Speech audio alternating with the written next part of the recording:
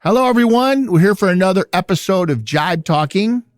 We're coming to you from Jolly Roger Sailing Club in Toledo, Ohio. And today we have a special guest. We always have a special guest, but I will have him introduce himself, and his name is Ken Sabin. Ken is here today to talk to us about a problem. If you're not on the Great Lakes, you may not be super familiar with, but we have a problem in this area with an algal bloom. Algae bloom. I guess it says algal bloom here. And Ken has some knowledge about that. So I just invited him here today. Anybody that's been on the lake has seen a lot of green stuff over the last few years. And it's, so let's just start with the basics. Ken, what is causing this? Well, it's caused by the farmers. But let me clarify the farmers. It's not the farmer that we all think, the corn farmers. It's the cattle farmers. It's the chicken farmers, the pig farmers, the commercial farmers. There's laws that I never knew anything about these things, and they just keep manure and they just put it back on their fields and they put it on and put it on and put it on for years. It saturates down into the ground. And then it runs off to all the water tables. And it's not only a problem here, it's a problem all over the world. If you get a chance to see the documentary these young people made, it's an eye-opener. What's the name of this doc? I know you were in it, Ken. What is it? It's called The Lake Erie Situation. And let me start how I met.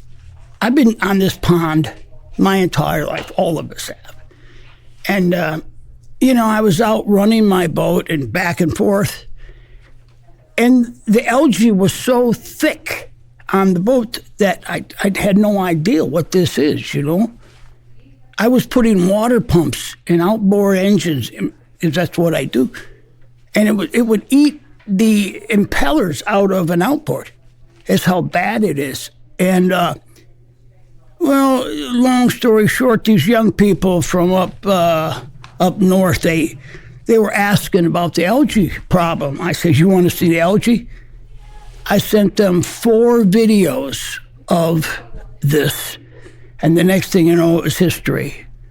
They have been here. I have been part of this Clean Water Act since 2014 now.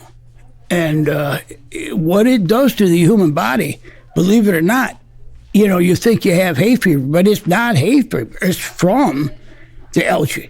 I would spend, it was nothing for me to be on the lake 4 days out of 7. It got so bad that I couldn't even go out there. I had to get off the lake. My eyes would water, my throat. And I've been to the hospital. I've been all to this stuff, But like you said, it's not only here. It's in Europe. It's in the Caribbean.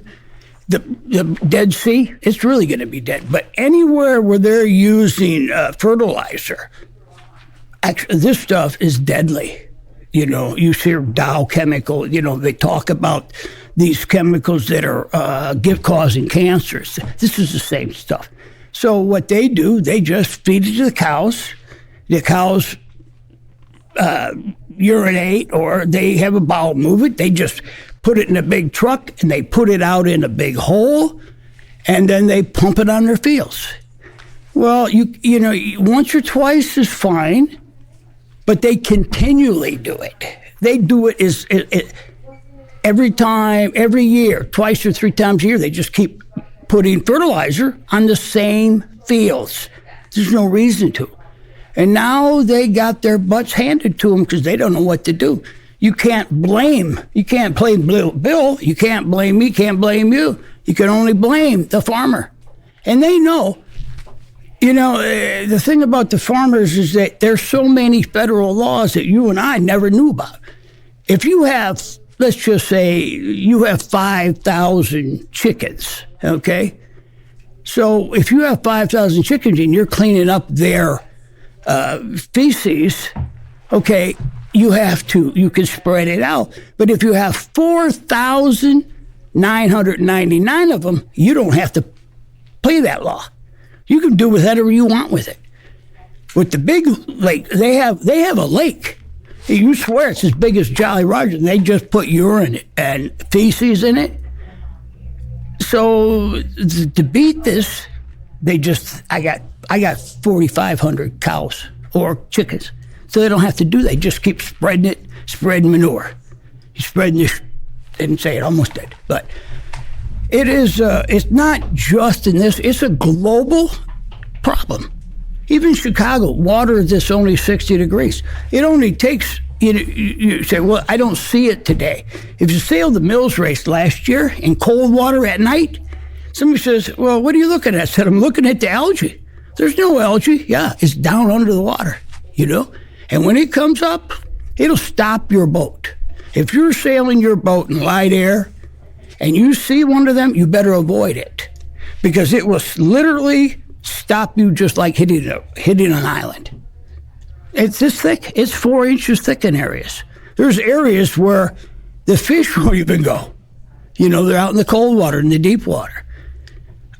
I've seen it when I was growing up and when the Allegheny River caught on fire. I was in 69, I believe, wasn't it? 69, they caught the Allegheny River on fire. So in 71 or 72, they passed the Clean Water Act, Lake Erie Clean Water Act. So they were able to fix that. But how they're going to fix this, when you get to see the documentary, you'll see a young lady in there say, we are the canaries of the Great Lakes, the canary, because I don't know how they're going to clean it. I really, really don't. So if you had a magic wand and you could fix it tomorrow and you had total control, what would you do? I really don't know. Other than I would have to pass the law. The farmers would have to take better care of what they're doing. The big farms, I met these young people that did this documentary, David Rook and Ryan Bush. These kids are young. They're young, and they got this. They seen our lake and what it's doing, and they just went balls to the wall. Let's get it straightened out. I mean, Wade, our mayor, he can't pass the buck. Nobody can pass the buck anymore. Because when you see this, or if you do, it's on PBS, you will see when you don't want your children in that river, that's bad. I mean, it will stain your boat. It will stain the paint or the gel coat on your boat, on the bottom. And, to go out there 3 or 4 hours, I can't do it anymore. When I get on a boat, I stay out there. I stay at Putin Bay, for the weekend for the Mills. I can't anymore. And there's a lot of people like me that can. I'm on that lake a lot, and I can't do it anymore. And it's upsetting. It's upsetting to see what they are doing to Our Lady. I believe this lake is alive. It just breathes different than we do. But you kill it, you're going to kill everybody around here. It's flattened. Well, you can tell it here in this club. Or if you work the water like I do, it's a hobby. But the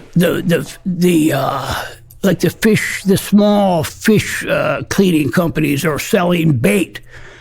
They're going from cleaning, let's just say 1,000 pounds of fish a month down to where they're only cleaning 200 and 200 pounds.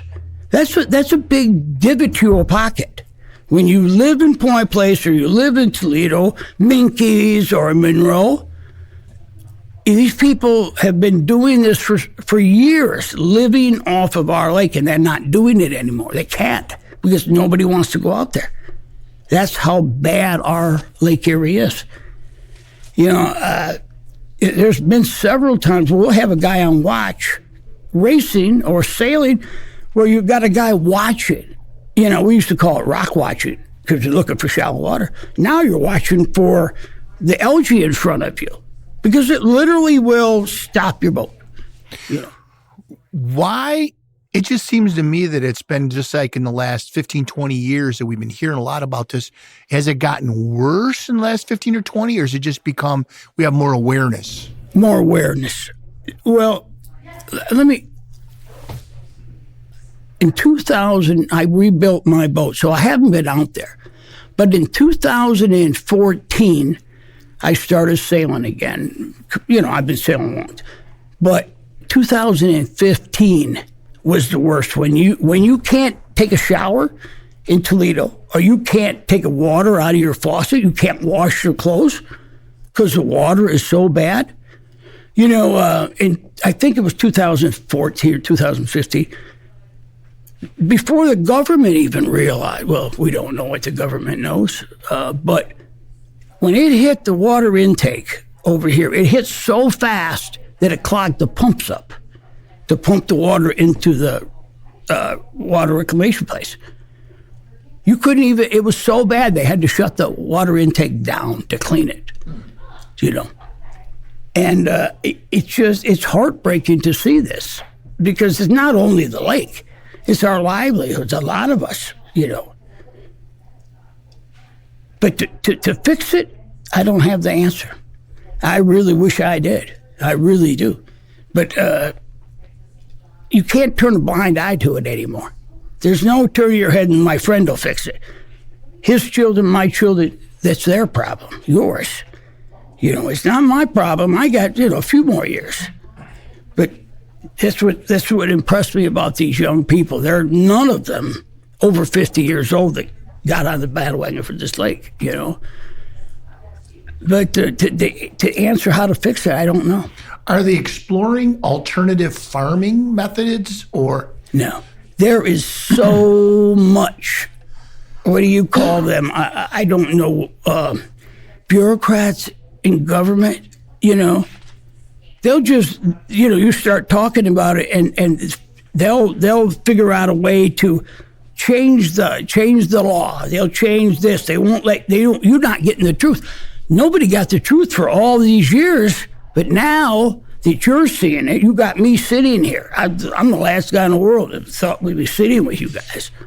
But like I said, I love this lake. I love this area. I always have. I've been born and raised right here on this lake. I've been sailing this river since I was 8. And it's just I don't know how they're going to fix it. They will fix it. How? I don't know. I happened to download an article.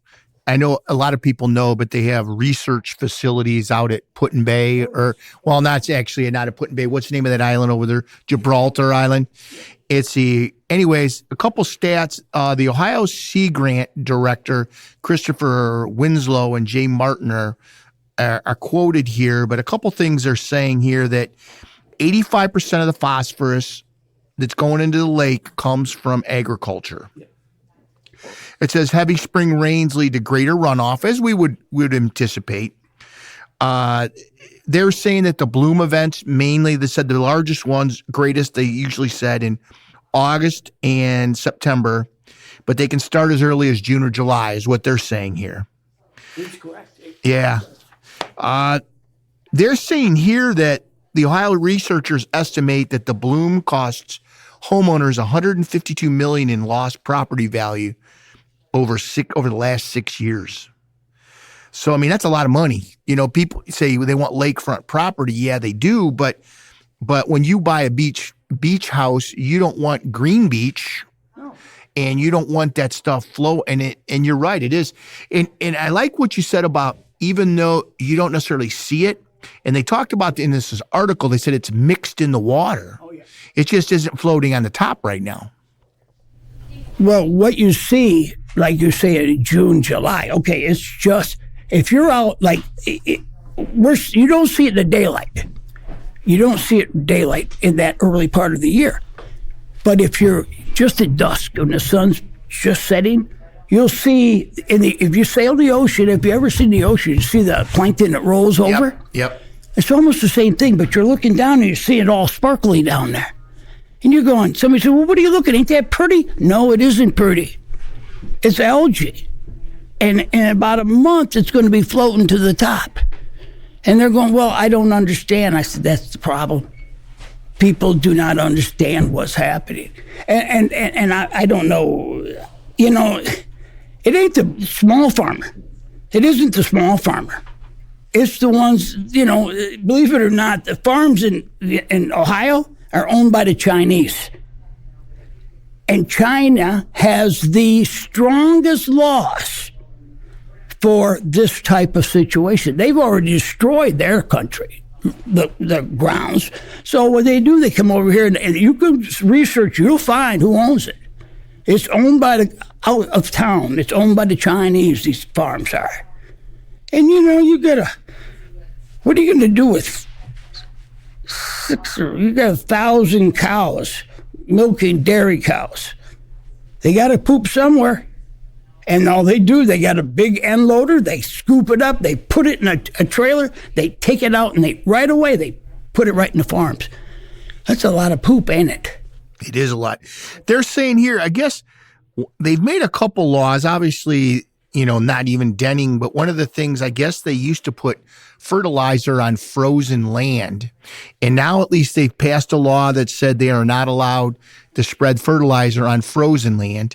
The other thing they're talking about is they said they're trying to get these farmers, and it's got to be expensive, to insert, they call it encouraging farmers to insert fertilizer into their fields rather than spread it across. Now, I don't know how that would work. Do you know anything about that? No, I don't. I know that there is and I get it when they tell you, they're gonna pass that off to the consumer. You kind of it's really hurting the small farmer. But it's just it's a catch-22. What are we going to do? Well, somebody's got to do something. And the best thing now is the government now cannot close their eyes to it. They cannot, because people like you and him and Bill and myself, we're here. Why are we here? We're here to talk about the algae bloom, And it isn't because we want a pat on the back. We want to save our country. We want to save our environment. They list a goal to reduce phosphorus runoff by 40% by 2025. But, it's kind of what you're saying. You can have a goal, but how do you go about it? That's it. I don't know how to say this. The government's going to say, we're going to do this, and most people believe it. Well, my governor's not going to lie to me. That's like him. That's like him. He didn't breathe Agent Orange. Oh, hell no! My brothers wouldn't do that. Didn't say your brothers did it. The government did it. It's just it. I wish I would have known. I would have had David down here. You'd like this young man. These kids are on it. But I've been to the hospital. You should see the graphs and things that this algae can do to the human body. It affects the liver and the kidneys and the lungs. And because, like I said, I got so sick in 2015 that I didn't understand what was going on. My nose is running, and it was constant. It's like constant hay fever. Well, I don't have hay fever. Well, I did that year, and now it still affects me. If you see me with a mask on, you know why? Because it's safer. It's safer for me to put a mask on, if it's mental. I don't know, but there's a lot of it going on. A lot of people are aware of what's happening, but how to solve it, I don't know. It's going to take a lot of people, not a handful. It started out with 3 or 4. Now it's gotten to where we're sitting here talking. This is great. Make people understand. It's like you said, in July and August and September. You want to know the worst part is? Late September, October. I live right on the bay. I live right down the street from Lester, and he'll verify too. The waves will come, and there won't be a white cap. It'll just roll because the algae is so thick, and it'll wash up on the rocks, and you can't. You swear a gray rock is green. They're just caked full. And and you couldn't put your dog in. I wouldn't let my dog swim in the lake. It'll kill an animal. It'll kill a dog in 3 days. Let a dog swim in it. That was the biggest thing. That's how they figured it out with my dog. Let my dog swim in the lake. No, it's killing them. That's how poisonous it is. And, they give you this, we're going to build the Cullen Park. We're going to put thing in there. They got this idea that they can put, they're going to fill in Cullen Park, and we're going to let the water drain off through that. No, you're not. It ain't going to work. And they got their butts handed to them because there's a lot of people that are a lot more intelligent than I am. But I know this end of the lake. And there's a lot of places. You can say, I'm going to dig this hole and I'm going to have this filter here and we're going to have this filter here, there. Okay, so we're going to close this end of Western Lake Erie off. Now, I know you've been down through the Maumee Channel up through there. What do you think that's going to do if they close that hole off? The little gap between Grassy Island and Cullen Park? Well, we're going to maintain that. We're going to keep it dug out. You think the government's really going to go in there twice a year and dredge it? Not going to happen. So what is this going to turn into? This whole area, what's it going to turn into? Swamp. A giant cesspool. When I walk out of my house in August and July, my eyes start to water. The wind's out of the east or the northeast, right? And there's nothing you can do about it. You go right back in the house and don't come out. I'm going to go to the boat. Nah, I'm not going to the boat. It's hurting the industry. This is a pretty populated area for boats, isn't it? This is where you want to be. This is where you want to be if you're going to be a boater, or if you want to work on boats, or play with them. This is it, and not so much this last year. I could see it starting building back up. But from 2015 to 2000 and I'm just going to throw it, 2017, 18, it was down to nothing. I mean, I do a little bit of work here, or work on that, but now it's building back up again because... Why are some years worse than others? Because I know I looked in this article that I happened to grab and bring with me, and they said that they can estimate, like they'll come out, I think, pretty soon probably, and they'll say they anticipate the algal bloom will be, and they have a scale of 1 to 10 or something. How do they know it's going to be worse in a year? And they don't. So it's a guess? It's a guess. He got you talking to me about it. They got, we're all listening to it. They want you to think they're doing something. You've been to Put in Bay. You've seen it over there. Oh, yeah. Yeah. Yeah, we were over there. We were over there for Bay Week, and I was with Phil in his boat, and there was some discussion about going swimming off the boat. As soon as we saw the algae, how heavy it was, and I think we were over probably by, I don't know, but I'm in North Bass, yes. or somewhere in there. And anyways, Sugar Island or somewhere in there. And they said, we're not getting in the water here. Now, when we moved out on the other side, other side of North Bass out towards Peely, then it was better. Yeah. Still, to go in that water, I'd have to have a wetsuit on. I swear I would not go in it. I mean, I sail in it, but I don't. I wear a full suit, even out sailing in it's 90 degrees. I'm getting that stuff on me. I don't want it on because I swear you won't. I don't even know how to describe it. I don't know how to describe the smell, or when it gets on you.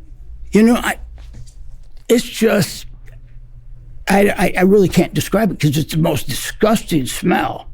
And we're supposed to be breathing. It's supposed to be good for us to be around the lake. When it blows my mind. And ain't one of them people, and I got to calm down because I get a little excited. Because, I have a thing. When the government opens their mouths, they're lying. And they want you to believe that we're going to fix this. So they have no idea what this is. They have no idea. They're learning now in the last couple of years what's happened here. But, it's just mind-boggling that what they could do to this lake. And not only this lake, like Ontario, even Lake Michigan's got it down towards Chicago. And that water's cold. Really, it is cold. If our water reaches 65 degrees, everything grows. you know? So the algae is killing what's ever in there, and it just keeps killing it, keep bringing it up. But I seen my friend David sent me an article, and I didn't bring it. I apologize. But he showed a picture of Europe. Honestly, he showed India, where the same thing we have is in salt water.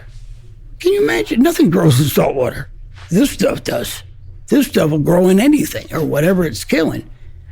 But like I said, it's not just our problem. It's the entire world's problem. Sooner or later, you know. And I wish I knew more. I know.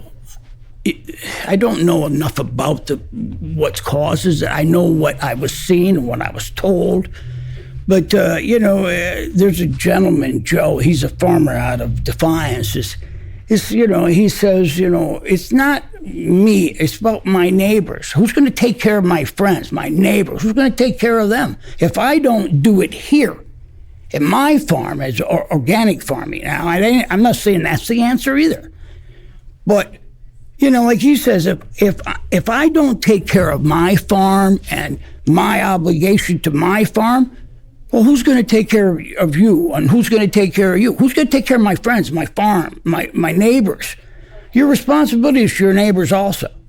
It's just not me, but that's where it has to be. The small, you can't blame, I don't blame the small farm, but the big ones, they don't have souls.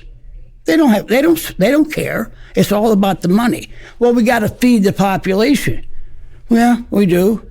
But do we have to feed it by the cost of our lake or our environment? I don't believe so. And I want to say they're going to fix it. I'm praying they fix it, but I don't know how they're going to fix it. I really do not know how they're going to fix it, because our land, our farmlands, are saturated with so much of this algae, whatever, it's 10 years. It'll take 10 years to clean it. You're talking about in the fields now. The fields right now are so saturated, it's going to take them 10 years or longer to clean it all out. This article even talks about they call those fields, they call them legacy fields, is what they call them. And they said that maybe they haven't been used, but there's so much fertilizer on there now, It's going to continue to wash out. So even if they stop tomorrow, you're still going to have that stuff running in there. Yeah, they and I'm glad you got that. But the thing is, they're never going to tell us all the truth. No. We're not going to get the truth out of anybody. Well, I don't want to upset them. Yes, you do. Because if you're not upset, you're not going to solve the problem. I mean, I've never noticed them big farms before, ever. I go down Route 2 one day. I missed my turn. Of course I did. I turned out towards Finland, and I'm seeing these big farms, and you can hear the fans running through them. That's how you can tell it's a commercial farm. I've never noticed that. Now I notice everything, and I've gotten very, very disciplined myself about, I'm a messy guy, but I make sure there's never any gas or oil, nothing ever left on the ground. I don't do that. And the clubs are all doing it too. Antifreeze and things like that. Never. But I get back to this. It's just mind-boggling that, in 2014, when this finally did hit, in 2015 through that, it was an experience that no politician ever wanted to, they didn't want to be any part of that, and they could say, well, we're going to fix it. How are you going to fix it? Somebody explain to me how they're going to fix it, other than moving the farm. I don't remember how they do it, but don't they change farm fields somewhere? But like you said, they're saturated. You ever seen one of the, they have these big tile, and they run constantly. There's always water running through them tile to a bypass. Go down Route 2, you'll see them there in the cornfields. So how are they going to do it? I don't know. If you're listening to this, it affects you. And I guess this isn't ever going to become a political show, but if you need to drink water, which we all do, you need to wash your clothes, which we all do, then it's going to affect you. It's affecting you now. If you live in Toledo, you know that, and I'm going to use us as an example, your water today tastes a whole lot different than it used to 10 years ago, because they're having to add so many additional chemicals to try to make it safe for us to drink. So this is affecting, like Kenny said, this is affecting everybody. So, if you live near anywhere where they do any farming and there's any water, it has the potential, to leach into the water. If nothing else, ask questions. You think this sounds reactionary? Ask questions. You check this out. You find out what's going on. Is this affecting your area? And if you have elected officials, maybe you just need to say, look, I'm kind of concerned about that my grandkids are going to have safe drinking water. And what do we need to do to accomplish that? And yeah, there's probably ways to clean it. But the point is, okay, why don't we just stop the problem rather than spending all the extra money that it may take to clean the water? Money. And it is going to take money. And if you live around the Great Lakes, we're not just talking about recreational. Oh, it messes my boat up. Oh, it hurts the intake on my boat. Oh, it makes it bad to fish. This is water we need to drink. So the same water that maybe you're thinking of just as recreation, we also think about as a source of life. We need to drink it. We need to cook with it. You need to shower with it. If you have a baby, they're going to get bathed in it. And the younger, and your animals, they drink this water. Well, to add to this, one thing that Toledo did with the water reclamation is they upgraded this one.